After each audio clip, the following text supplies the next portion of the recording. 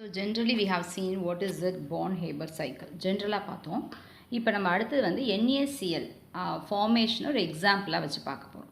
இப்போ NaCl it is formed from the elemental forms, that is sodium and chlorineலேருந்து form ஆகுது.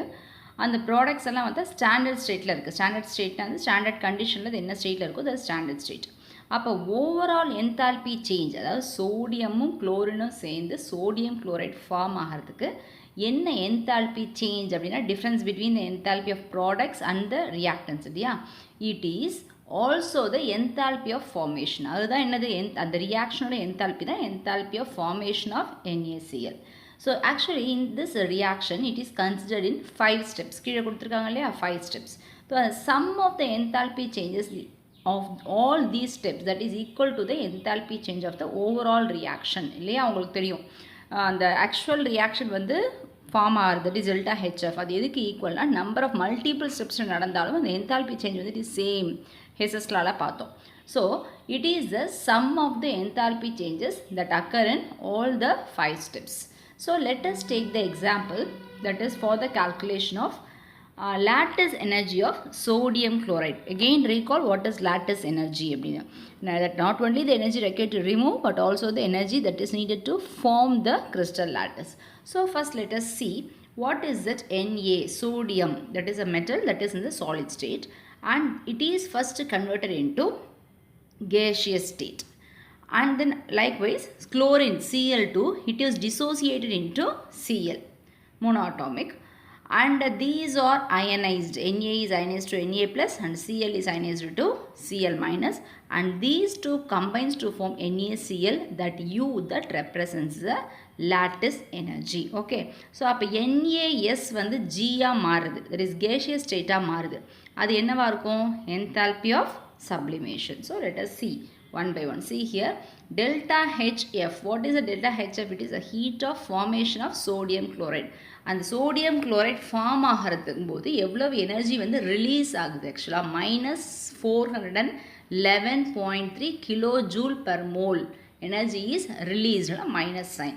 Next one is heat of sublimation. What is sublimation? Solid state la உள்ளது gaseous state la மாற sublimation இருக்கு இல்லையா, அதோட enthalpy வந்து 108.7 பாசிட்டிவ்ல இருக்கு. அப்பனா energy is needed, supplied for that reaction to take place. Likewise ionisation. Next பாருங்க, அந்த Na வந்து Na ப்ளஸ்ஸாக மாறுது, that is called as ionisation energy, that is also in the positive.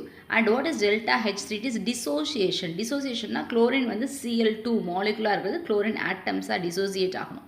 ஆக்சுவலாக எது மோர் ஸ்டேபிள், இது வந்து நீங்கள் ஸ்பான்டேனியஸ் நான் ஸ்பான்டேனியஸ் அடுத்தது படிப்பீங்க, எது பாசிட்டிவ் எது நெகட்டிவ்னு செகண்டில் வரும்போது.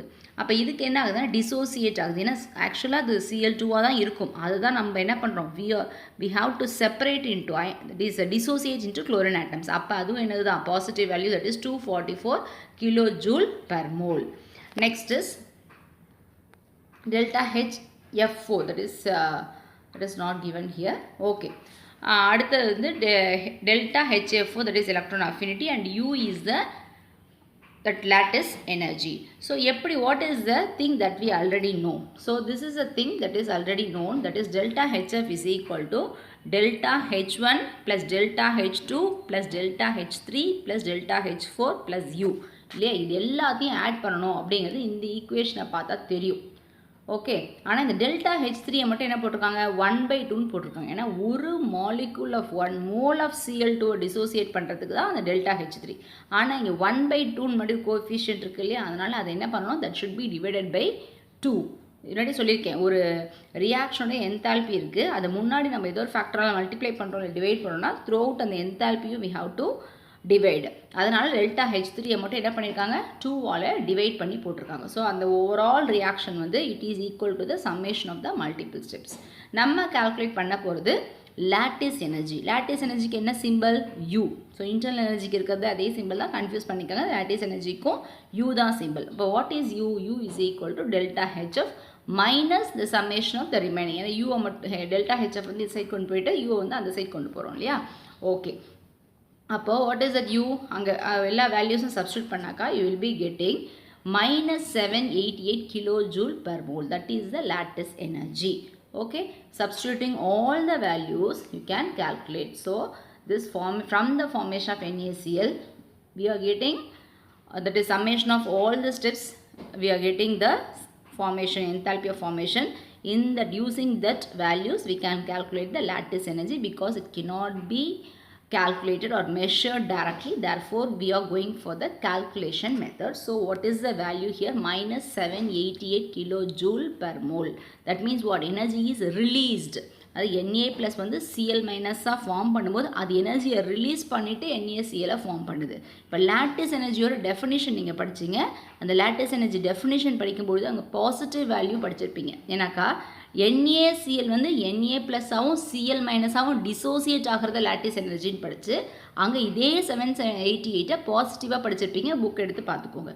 அதே தான் என்னது Na plus Cl minus வந்து NaCl மாறுறதுக்கும் டிசோசியேட் ஆகிறதுக்கும் அதே தான், மாறுறதுக்கும் அதே தான். இங்கே வந்து negative value. Okay, so that is the lattice energy. இந்த லேட்டிஸ் எனர்ஜியோடைய அந்த பேஜ் எடுத்து நீங்கள் ரெஃபர் பண்ணிங்கன்னா இதே வேல்யூ தான் இருக்கும், 788. ஆனால் பாசிட்டிவாக இருக்கும். So they are same. Okay, the negative sign in lattice energy it indicates energy is released when sodium is formed from its constituents gaseous Na plus and Cl minus ion. Energy என்ன ஆகுது? Energy is getting released. That's all about the explanation, that is example of calculation of lattice energy using sodium chloride.